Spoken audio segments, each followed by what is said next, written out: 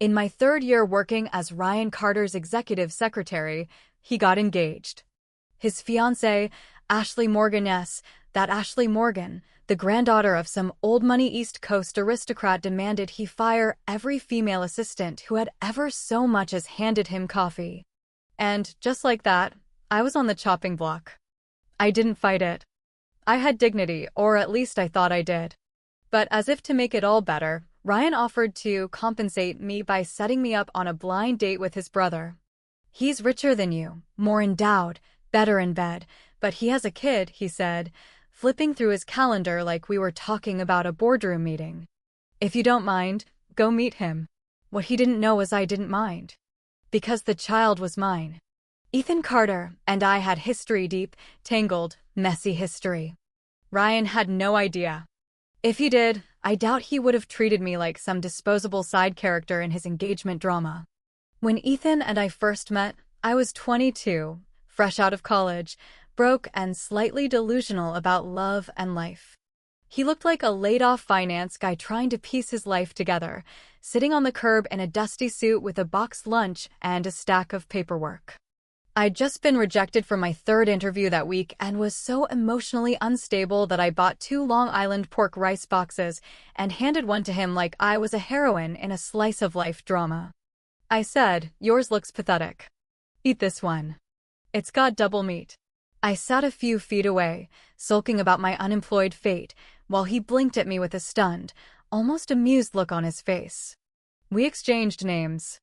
I thought he was just another job-hunting nobody like me. He played the part so well.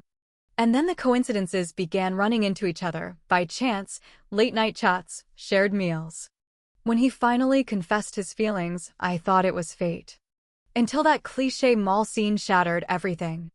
I was shopping for mid-autumn gifts for Ryan and bumped into Ethan, rich, stylish, cool as hell, guiding a girl through expensive purchases like it was nothing. I froze. The night before, he'd been in my crummy little rental, head in my lap, whining about work stress and capitalism.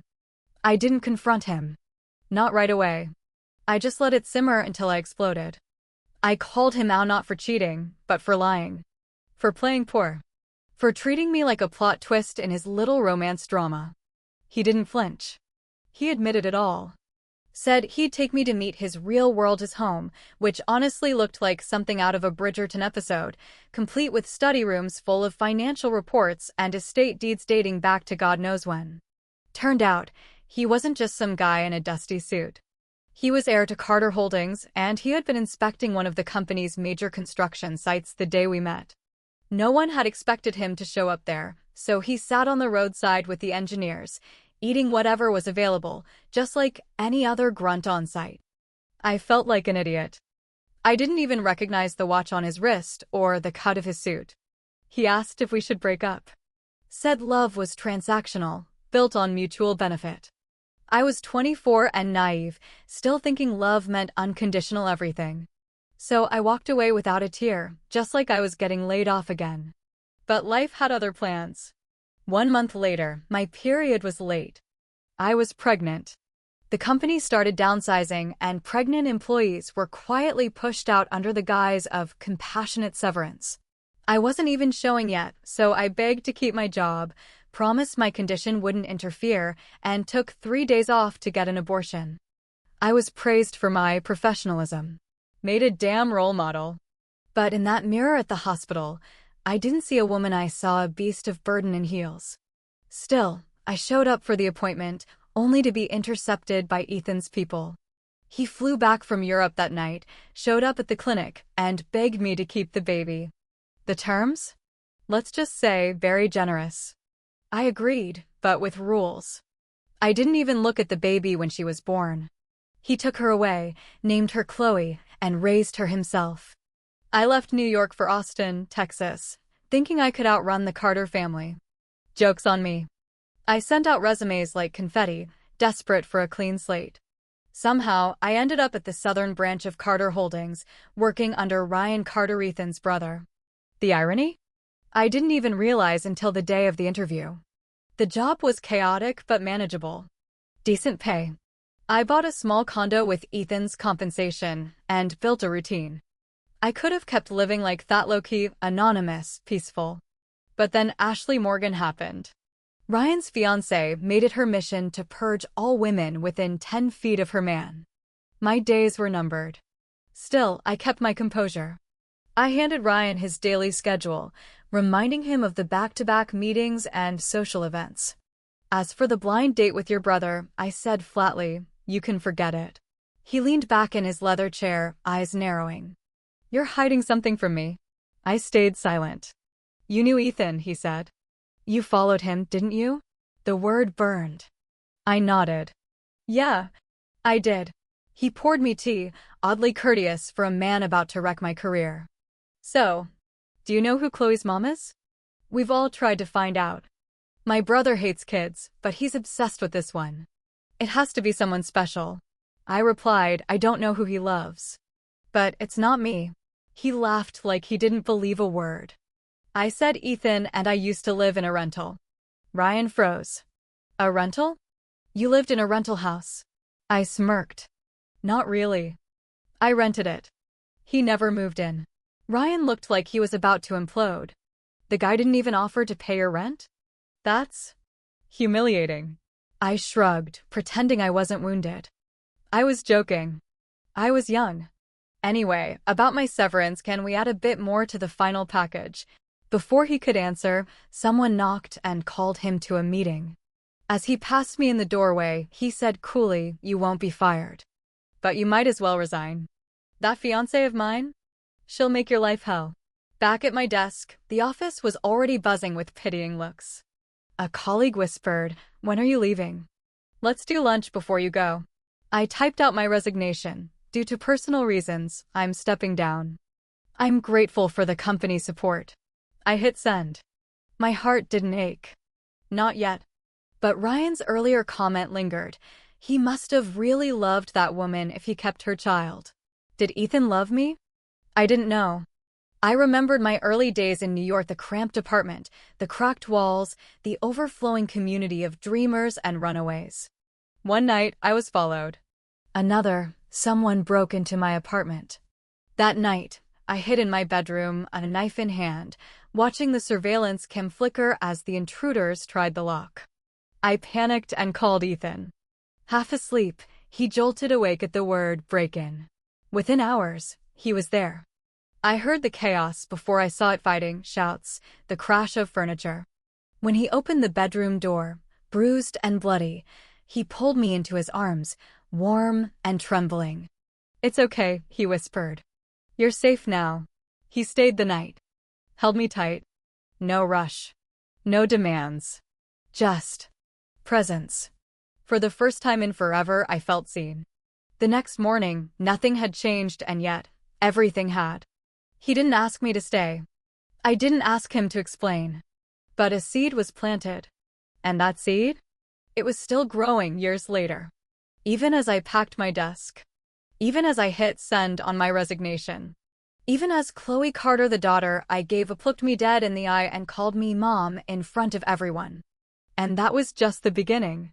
The silence that followed Chloe's sudden mom rang louder than a gunshot in that opulent hall. I didn't even breathe for a second. The room full of aristocrats, executives, and polished socialites went dead quiet. The child's hands were wrapped tight around my thighs, her little voice so innocent, so certain, and yet it made my heart cave in.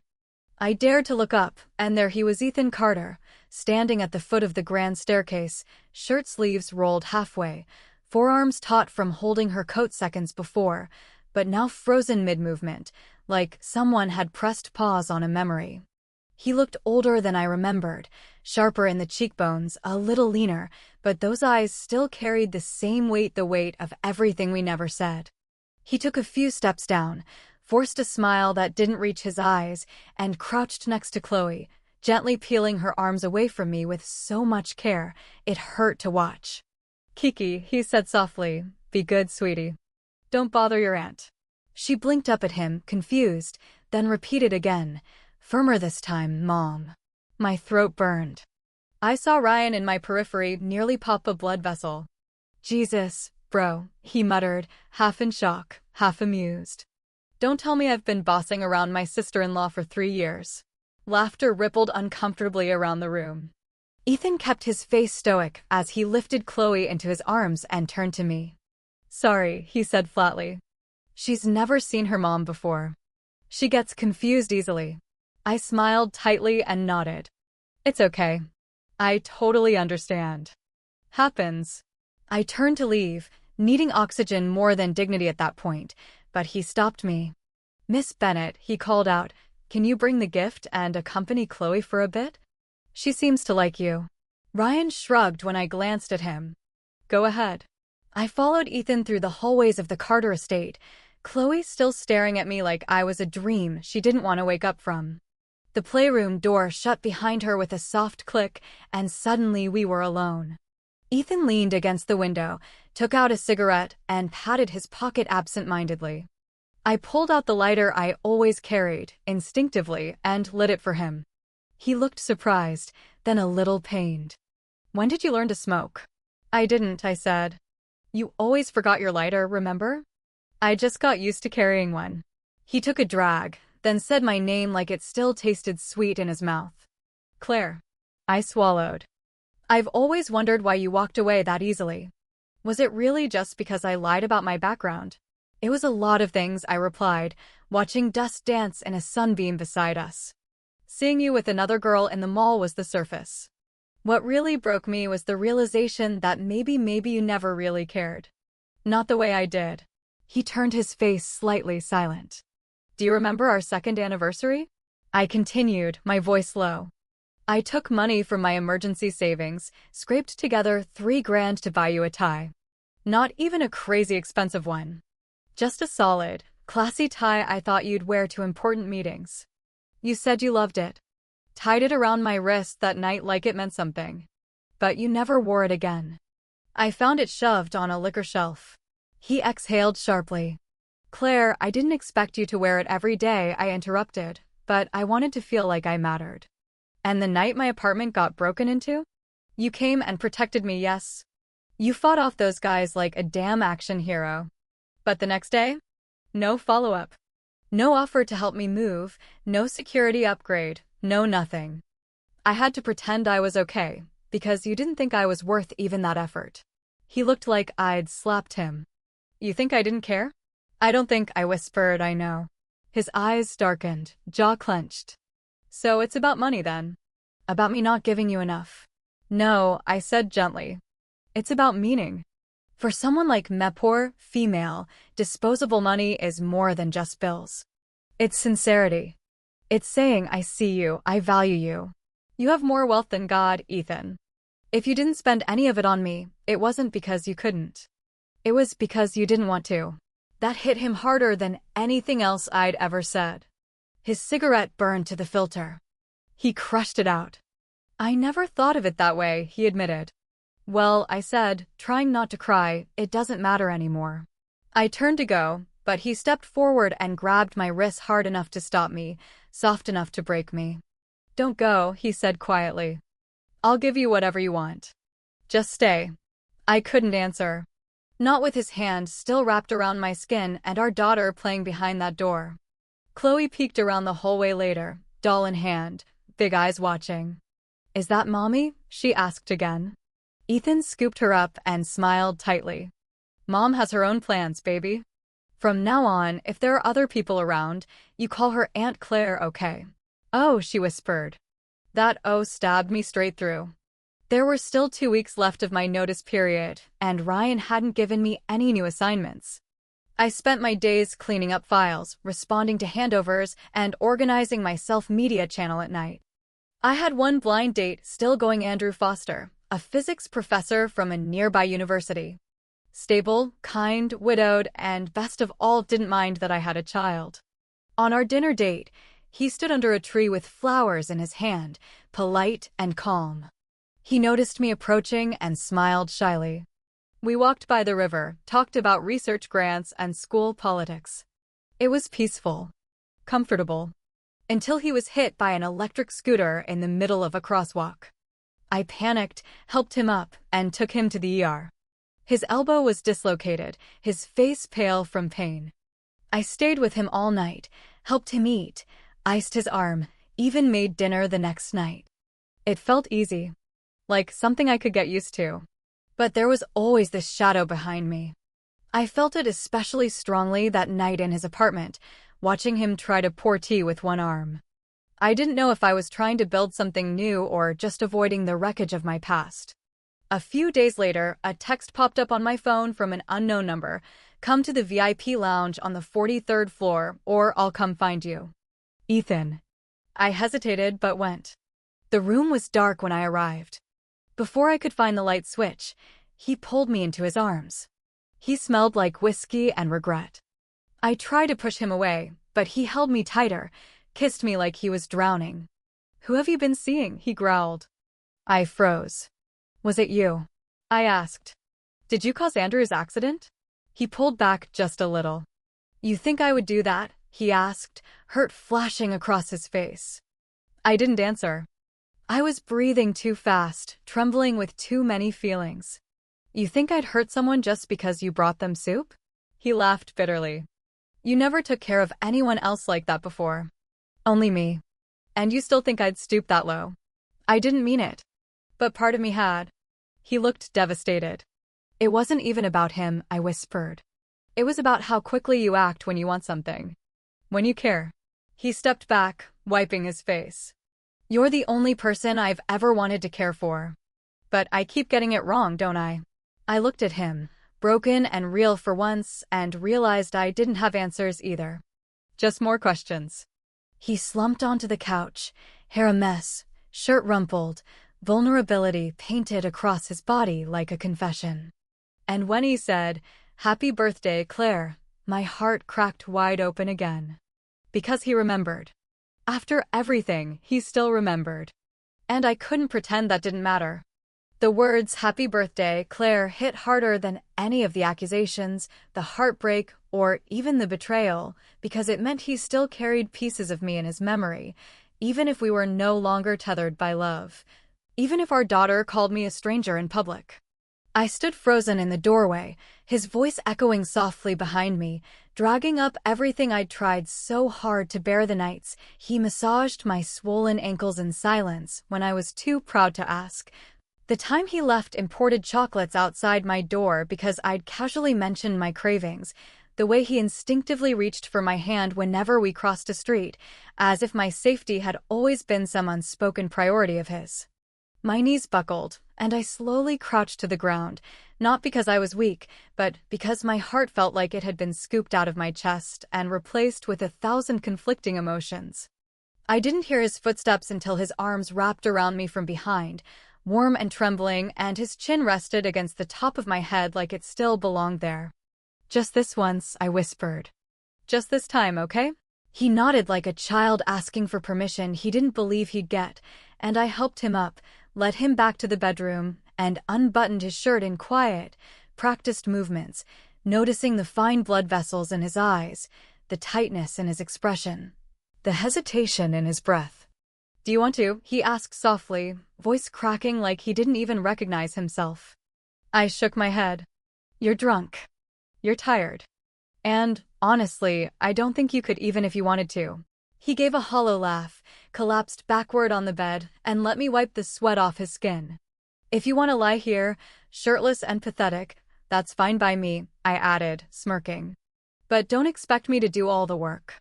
He chuckled weakly, letting his head fall back against the pillows. "Claire," he murmured, "I can explain everything if you still care to hear it." I hesitated. "Try me." He turned his face toward mine, the lines of guilt etched deep across his forehead. "The girl you saw me with in the mall, that was the daughter of one of my dad's business partners. My family was trying to match us. We were never into each other. We had a meal, told our parents we weren't interested, and went home. That was it. But I should have told you. I didn't want you to think less of me." "Too late for that," I said, but my voice didn't carry bite. "As for your apartment," he continued, "I wanted to move you." I looked at places, tried to find something safe but not flashy, because I knew if it looked too nice, you'd suspect I wasn't who I claimed to be. I was stuck between protecting you and protecting the illusion. So I placed 2 people in the unit above you, security I trusted. They reported every time you got followed. I know it doesn't count as showing up, but it was still me, behind the scenes. I didn't say anything. He shifted onto his side, watching me carefully. The tie you bought me, I didn't wear it because I didn't want it to get ruined. I didn't understand that what you really wanted was to see it. To see me value it enough to put it on. I'm sorry. That was dumb. You're not dumb, I murmured. You're just rich and emotionally unavailable. He gave me a tight smile. I've been trying, Claire. I really have. I know, I whispered. I see it now. I didn't sleep that night, even though he passed out beside me, his fingers twitching toward my side as if by instinct. When I got up in the morning, I fixed my hair, straightened my dress, and snuck out while he was still asleep. The hallway was quiet, the secretary's office already buzzing with early chatter. One of my colleagues waved at me. Claire, Mr. Carter was here looking for you earlier. He said to meet him in his office. I nodded, plastered on my professional smile, and detoured to the bathroom to check my reflection. No lipstick smudge, no bite marks, no suspicion. Good. When I stepped into Ryan's office, the first thing I heard was Chloe's tantrum echoing from inside. Thank God you're here, Ryan muttered, looking disheveled. This kid's a handful. I don't know how you do it. Chloe spotted me and sprinted over, launching herself at my legs again like a heat-seeking missile. My muscles tensed involuntarily. I hadn't held her properly since the day she was born. Ryan, noticing the tension, gave me a small smirk. Good luck. She's got homework coming soon. Yes, homework. At 4 years old. He handed me a stack of books and disappeared out the door. I sat down on the plush couch, cracked open a book, and tried to read her a story, but it was filled with geographic vocabulary I hadn't used since college. Chloe rolled around on my lap, asked 5 questions a minute, and eventually got summoned by a nanny with a clipboard and color-coded charts. When I stood to leave, Ryan stopped me. Wait, he said. Don't call me Mr. Carter anymore. I raised a brow. Okay, Ryan? He nodded. You're Chloe's mom, aren't you? I didn't answer, but my face must have said enough. I should have figured it out earlier, he muttered, rubbing his temples. She has the same mole on her neck as you. I mean, I'd never noticed before, but now I tried to crack a joke to deflect. If you're looking that closely at female employees' necks, HR might need to have a chat with you. He laughed, then grew serious again. My brother came to me the night after that dinner party. He dragged me into the garden and ranted about you for hours while feeding mosquitoes. Said he didn't want you to know he was wealthy because he didn't want you chasing his money. I told him, if Claire wanted money, she would have left you the moment she realized you had none. He lit a cigar and paced. Honestly, I don't know why you put up with him. He's never cheated, by the way. I'd know. And ever since Chloe was born, he refuses blind dates, business mixers, anything. He just takes care of her. Like, full-on dad mode. I looked away, unsure how to process that. Do you know how he bruised his arm? I asked quietly. Ryan blinked. Oh, that, he said casually. He was out delivering food. Like, for real. Signed up on some delivery app just to figure out a new distribution channel. Got hit by a car. Had a few guards following him, but he shook them off. Total idiot. I stared at him like he'd grown 3 heads. Your billionaire brother was delivering takeout? Yep, Ryan said, exhaling a cloud of smoke. Scared half the execs in town. They thought Carter Holdings was pivoting into food service. He chuckled. He did it because he missed you, you know. You're the only person who ever made him feel human. I'm not staying, I said, quietly but firmly. I've started my own media channel. I talk about life as an overworked executive assistant. Got a decent following now. It's my thing. He gave me a slow, impressed nod. You really don't need us anymore. Nope, I said, grabbing my bag. And for the record, I'm not mad at you. You were always fair. Claire, he said just before I reached the door, you're the only woman who's ever survived both Carter brothers and still walked away with her sanity. That's impressive. I laughed. Give it time. I might still lose it. I went home that night and made dinner. It was the same routine: cook a little extra, drop some off at Andrew's place. His cast was due to come off in a few days. He greeted me at the door with tired eyes and a small smile. "Claire," he said, pouring tea with one hand, "you don't have to keep doing this. It's not your fault I got hurt." "I know," I said gently, "but I like helping." I hesitated. "Actually, I've been meaning to talk." "It's okay," he interrupted. "I know what you're going to say." I blinked. "You do?" He smiled, a little sad but understanding. "Your ex came to see me. Told me everything. If it weren't for you, I wouldn't have made a fortune in the stock market recently, so thank you. But I know I can't compete with someone like Ethan Carter. Not when you share a child. Not when your heart's still knotted up in him." I stared at him, heart heavy with guilt. "I'm sorry." "Don't be," he said. "We gave it a shot. It wasn't meant to be. You're a great woman, Claire. You'll figure it out." I left his place that night feeling lighter and lonelier all at once, like I'd closed a safe door on something quiet and kind, but opened a window to something wild and unresolved.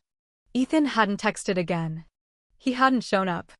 And for 10 days, I told myself it was for the best until I stepped on Chloe's rubber duck while cleaning and found myself clutching it like it was an artifact from another life. I grabbed my phone and texted him, the kid. "Tomorrow." He called back immediately. "Do you want to see me?" he asked. I didn't answer. He paused, then said, "I'll bring her by tomorrow." I hung up and sat on the floor in my too-quiet apartment, heart pounding in a rhythm I hadn't felt in years. I wasn't ready. But I didn't want to wait anymore either. It wasn't even 9 a.m. When I woke up the next morning, the apartment unusually quiet except for the faint hum of the heater I forgot to turn off overnight, but my body was already burning up under the covers. Heat curling in my chest from something deeper than just temperature. I was restless, nervous, maybe even hopeful, and I hated myself a little for that because after all this time, after all the mess and hurt and years of radio silence, the simple idea of seeing Ethan Carter again, not in some tense office, hallway or drunken hotel suite, but out in daylight with our daughter, was enough to make my hands tremble as I touched my own face and sat in front of the closet wondering what the hell to wear when you're meeting the man you used to love and the child you gave up in the same breath. I ended up picking something absurdly plain: jeans, a light sweater, my most comfortable sneakers, and almost laughed at myself for folding and refolding 2 backup outfits like this was a job interview and not a reunion that could potentially blow up my emotional life. I packed a tote with snacks, wipes, a jacket in case she got cold, and a hairbrush, because I suddenly remembered Chloe's fine brown hair and the way it tangled when she ran, and then I waited, pacing, wiping invisible dust off surfaces I'd already cleaned twice, until finally my phone buzzed and Ethan said in that gruff, low voice that always made my chest flutter, "We just landed, see you in an hour," and I said nothing, just hung up and grabbed my keys and stood at the curb like someone waiting for a long-lost version of herself to step out of the car. When the black SUV pulled up, Chloe didn't come running this time. She sat in the back seat, face sulky, little fists tight against her thighs. And when Ethan got out and opened the door, she turned her face away like she was punishing both of us for something we hadn't said out loud. He crouched beside her, tried to joke, "Daddy will braid your hair again later, okay? Let's go have fun." But she twisted away and crossed her arms, eyes already glassy with the stubborn tears only 4-year-olds can manufacture in 5 seconds flat. I took a deep breath, stepped forward, and offered my hand. "Hey, Chloe," I said gently. "I was really looking forward to today." She looked up at me, expression unreadable, then turned back to Ethan and whispered something I couldn't hear. He gave me a sheepish look, mouthed, "She's mad," and I sighed, remembering that I'd once promised myself I would never be one of those adults who groveled to a toddler, and yet here I was, kneeling beside the car, trying to make amends for an absence she hadn't even chosen. "I know we're late," I said softly, "but I'm here now, and I brought snacks." She blinked, still pouting, and then suddenly burst into tears so loud it echoed through the parking garage. "You said you'd take me to play all day. You were late. You're always late."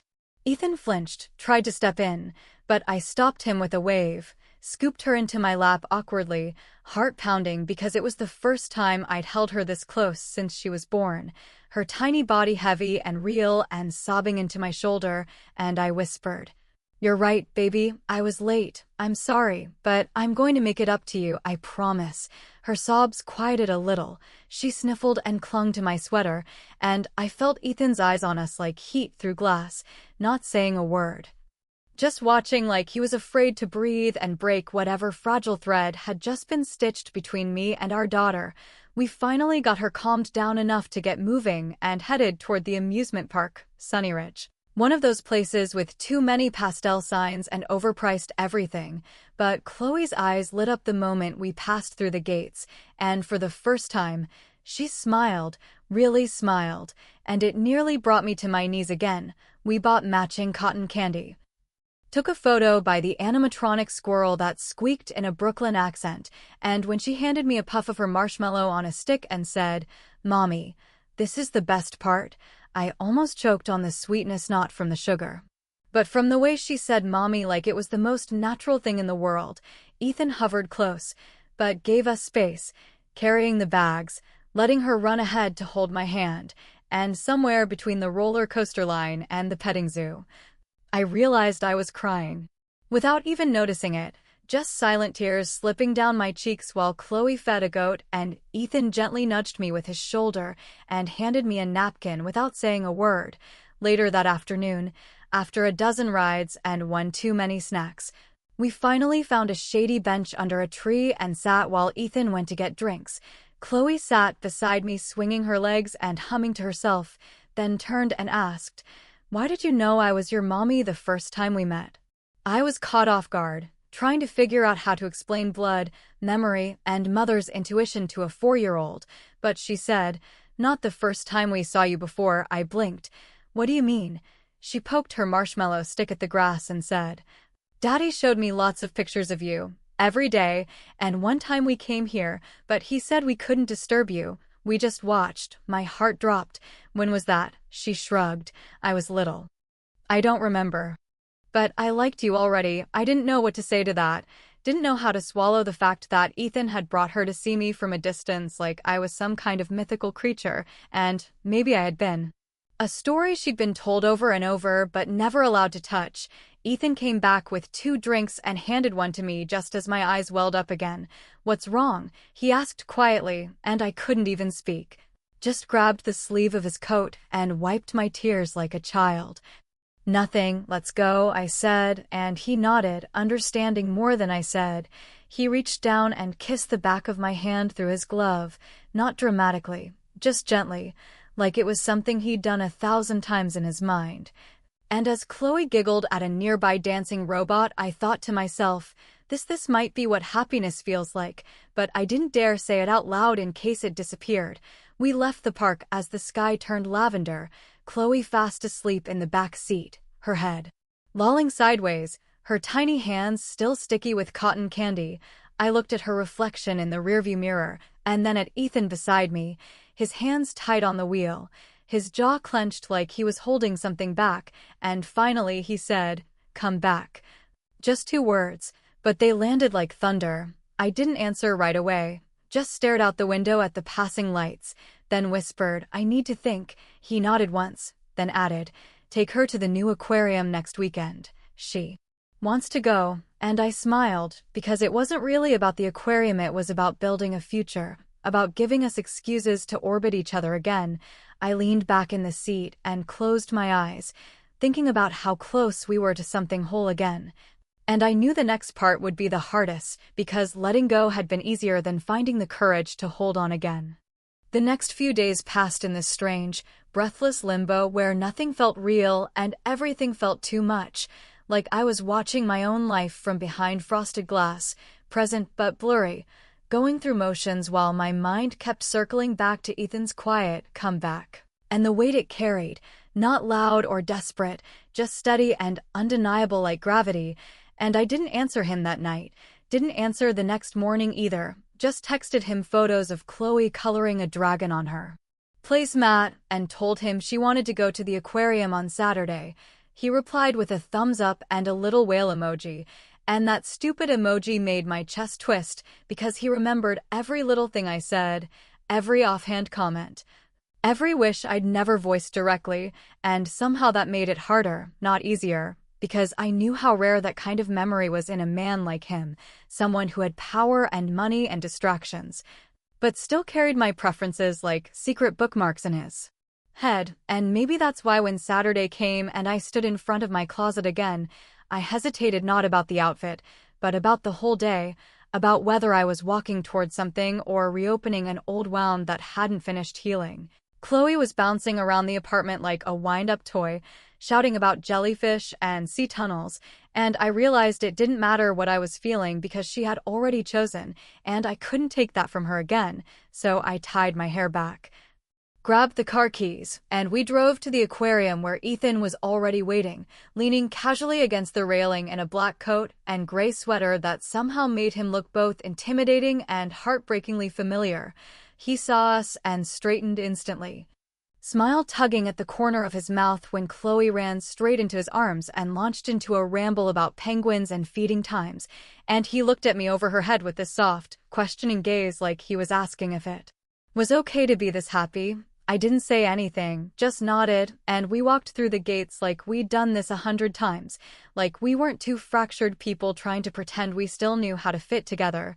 Chloe was the glue, skipping ahead, pointing out fish and asking questions we took turns answering, sometimes in sync, sometimes overlapping, and I almost laughed when she asked if we could buy a stingray for the bathtub because Ethan seriously considered it for half a second before I elbowed him, whispering, "Don't you dare turn her into a trust fund weirdo," and he grinned and whispered back, "Too late, she already knows French," and I rolled my eyes but didn't deny that she was terrifyingly smart, just like him. We made it through the exhibits, the gift shop, and even the snack bar without disaster, and afterward Ethan offered to walk us home. Chloe held both our hands like we were some perfect postcard family, and for a brief, terrifying moment, I wanted to believe it could last like that forever, that maybe we could stitch together the broken pieces and create something new, something whole. But the second we got home, and I tucked Chloe into her afternoon nap, Ethan didn't leave. He just stood in my kitchen doorway watching me pour tea like he didn't know how to breathe unless I said he could, and when I finally turned to face him, he spoke before I could. "You don't have to decide anything today," he said softly, "but I'm not going anywhere."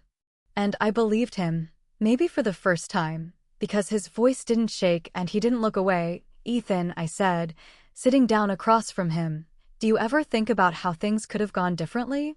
Like if you'd just told me the truth back then, or if I hadn't run away so fast." He exhaled slowly. "All the time," he admitted, "but I think if we hadn't broken, we wouldn't have grown, and maybe now we actually have a chance to get it right."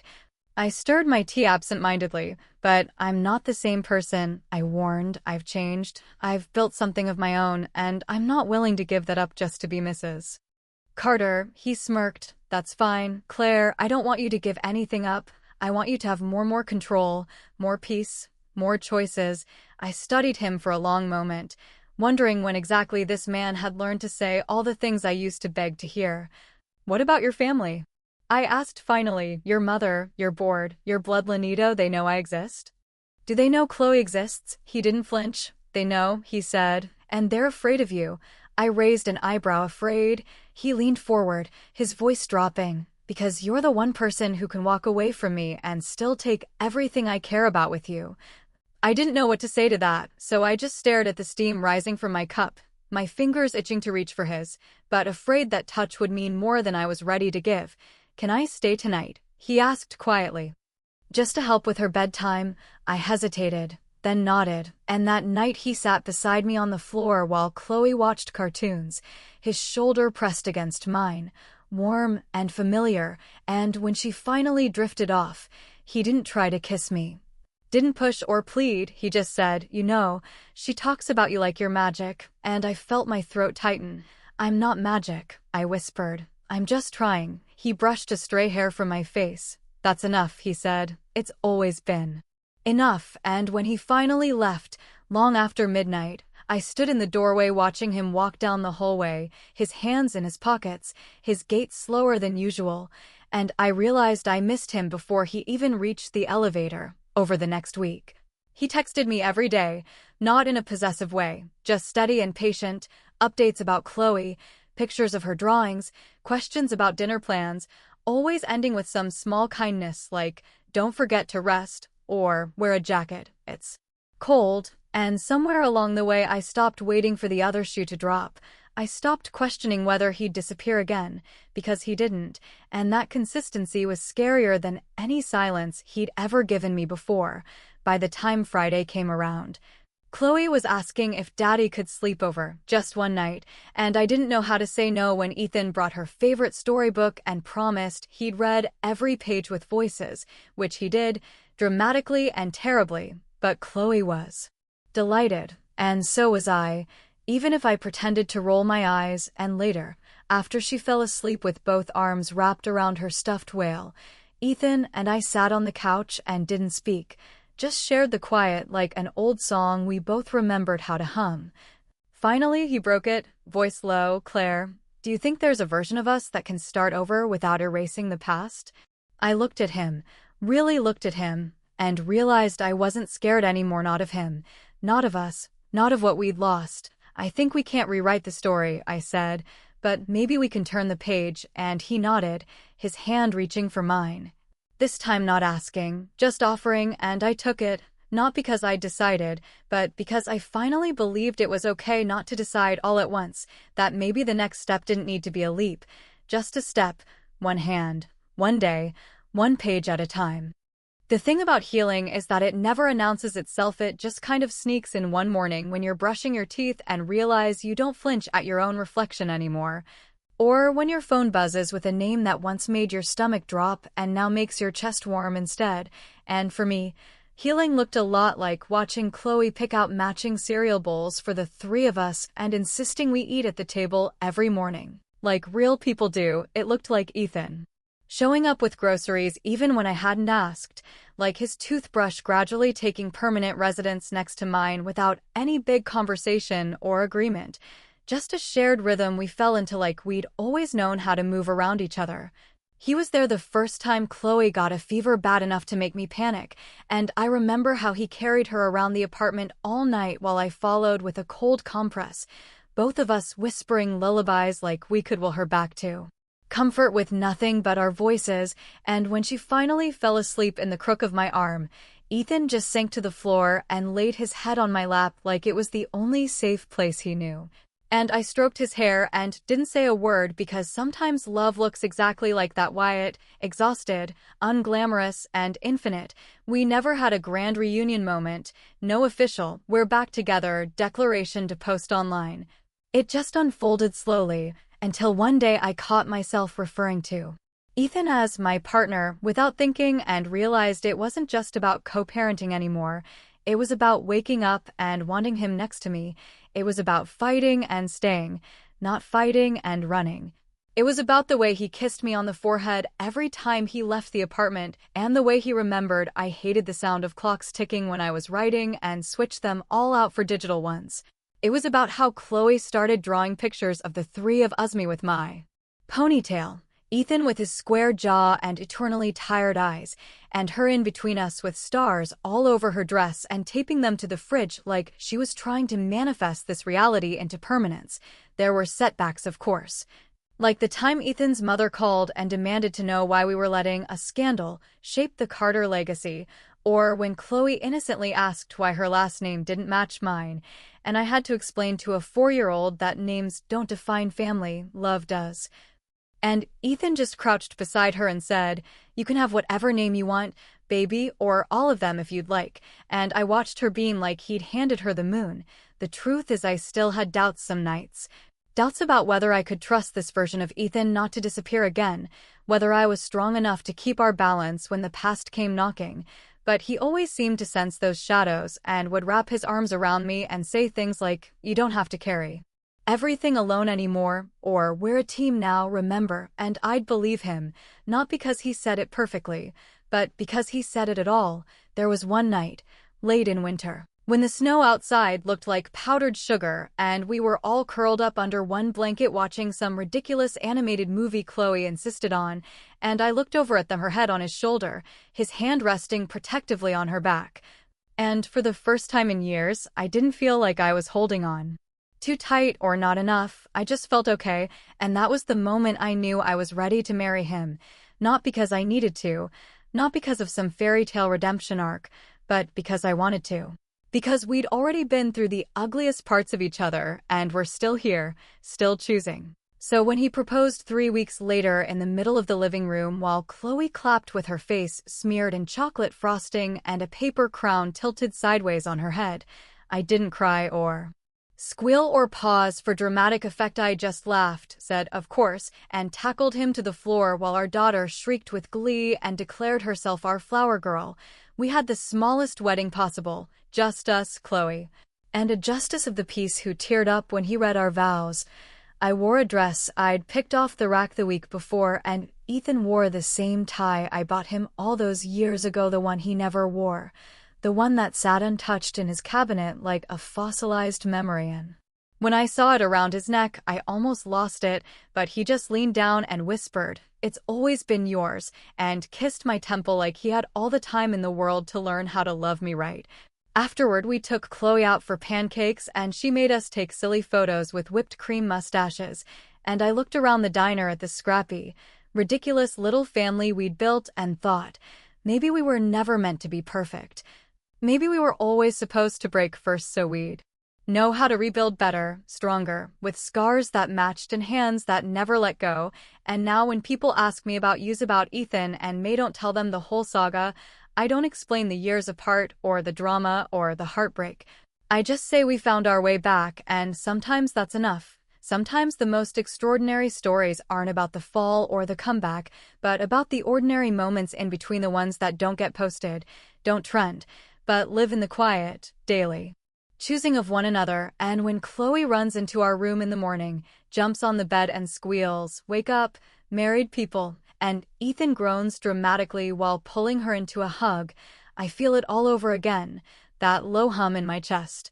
That warm pulse of joy I used to think I'd never feel again, and maybe that's the real ending, not the ring or the house or the career, but the fact that I finally learned how to stay, not just with him, but with myself, with us, and every time he kisses me goodbye or she slips her hand into mine at school pickup, I know I made the right choice, not because it was easy, but because it was honest. And if you ask me what love looks like now, I'll tell you it looks a lot like 3 toothbrushes in the bathroom, a fridge covered in crayon drawings, and a man who still carries the lighter I gave him in case I ever forget mine again.